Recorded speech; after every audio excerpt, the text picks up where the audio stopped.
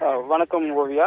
நேற்று பார்த்தோம்னால் 5:20 மணி, அதாவது அதிகாலை 5:20 மணி அளவில் சென்னை மணலியிலிருந்து ஜோலார்பேட்டை நோக்கி சென்ற சரக்கு ரயில், அதாவது டீசல் ஏற்றி கொண்டு 53 வேகன்களுடன் சென்ற அந்த சரக்கு ரயிலானது திருவள்ளூர் அருகே தடம் புரண்டு விபத்தானது ஏற்பட்டது. இதில் 13க்கும் மேற்பட்ட வேகன்கள் முற்றிலும் இருந்து தீக்கிரையான நிலையில் நேற்று 5:20 மணி முதல் அதாவது இன்று காலை வரை பார்த்தோம்னா ரயில் போக்குவரத்தானது பாதிக்கப்பட்டிருந்தது. குறிப்பாக நேற்று இரவு பார்த்தோம்னா சோதனை ஓட்டமாக 3 விரைவு ரயில்கள் மட்டும் அனுப்பப்பட்டது.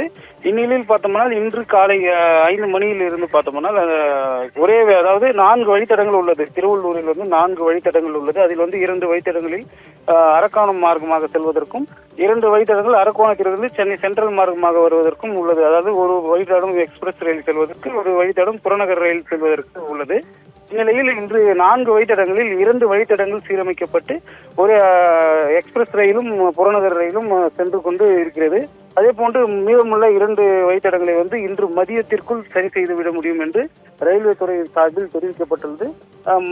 மேலும் பார்த்தோம்னா அந்த 2 வழித்தடங்களில் தான் அந்த வேகன்கள் கவிழ்ந்து தீப்பிழம்பாக எரிந்த நிலையில் அதில் அந்த தண்டவாளங்கள் பார்த்தோம்னா உருகியுள்ளது. இதனால் அதை சீரமைக்கு பின்பு 4 வழித்தடங்களும் சீரமைத்து வழித்தடங்களில் ரயில்கள் செல்ல முடியும் என்று ரயில்வே துறை சார்பில் தெரிவிக்கப்பட்டுள்ளது.